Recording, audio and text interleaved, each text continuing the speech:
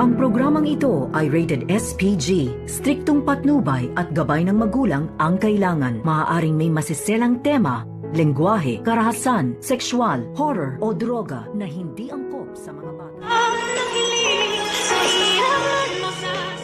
Narito na nga ating mga karagdagan na aabangan ngayong Lunes sa Abot Kamay Story Updates. Nagtataka nga itong si Lynette na nilapitan ng kanyang asawa na si Carlos na kung bakit parang uhaw na uhaw daw itong si Carlos ng alak. Ano ba daw ang iniisip na problema nito? At dito naman na sinabi ni Carlos kay Lynette na stress daw siya sa masyadong toxic sa trabaho sa street. Subalit ang sabi ni Lynette sa kanya na baka iniisip nito ni Carlos ang tungkol nga dito kay Irene.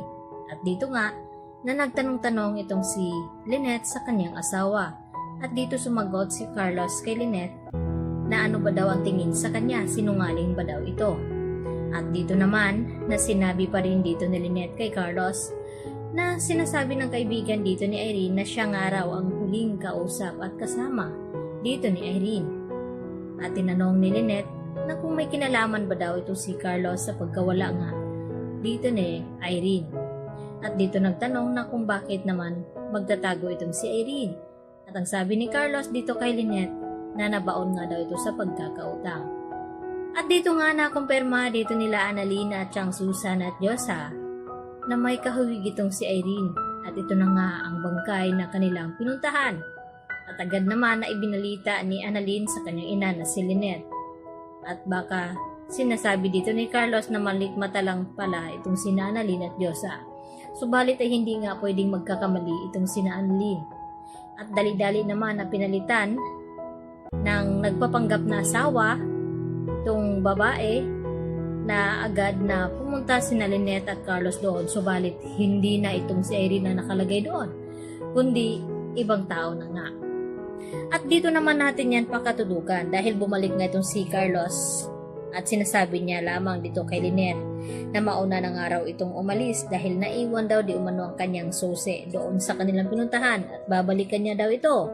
Yun pala ay paraan lamang ito ni Carlos upang mabayaran ng lalaking ito na dapat ay itago nga ang katawan ni Irene. At hindi lang iyon dahil pati itong balsamador ay binayaran din dito ni Carlos. At ipinakita nga ang larawan nito na ipapaligpit daw ang babaeng iyon na hindi nga nila makita. Subalit ay sinundan naman dito ni Lynette itong si Carlos. At sakto naman na inilabas ng balsamador ang carpet na ginamit nga nila na kanilang napulot. At dito tinanong ni Lynette na paano daw napunta ito sa doon na sa kanila naman daw ito. At dito naman na itinatanggi ng balsamador na iyon na hindi daw sa kanila dahil binili daw nila di umano ang carpet na iyon. At wala nang lusot ito dahil sinabi ng kasamahan nilang lalaki na hindi daw ito totoo dahil napulot lamang daw nila itong carpet kasama ng babaeng kanilang natagpuan na wala nang buhay. At wala nang lusot dito si Carlos dahil ipinakita nga ni Lynette ang larawan ng babaeng ito kung yun ba ang kanilang napulot.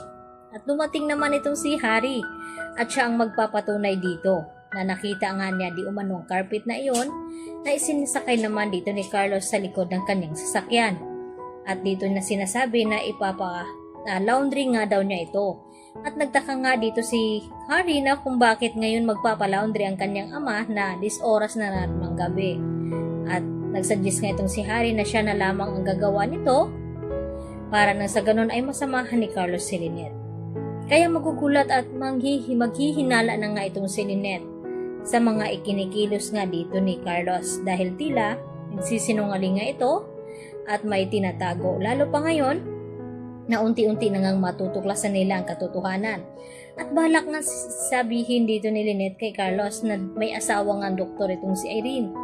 Dapat daw na malaman ng kamag-anak ni Irene ang nangyari nga sa kanya. At dapat tawagan daw nila ang sinasabi ni Irene noon na asawang doktor dahil baka matutulukan siya nito. At dito naman na kinabahan na naman ulit itong si Carlos dahil nabanggit ang asawa ni Irene. At alam niya sa kanyang sarili na siya nga ang tinutukoy nito. Kaya yan naman ang ating pakatutukan at aabangan ngayong Lunes mga abot kamay dahil mas titindi pa ang mga kaganapan lalo pinag-iingat ni RJ itong sina Annalyn at Lynette na mag-ingat daw dito kay Carlos dahil alam niya na nasa loob daw ang kulon nito. Yan ang aking karagdagan latest update at marami pong salamat sa inyong panonood. Hanggang sa muli, bye-bye!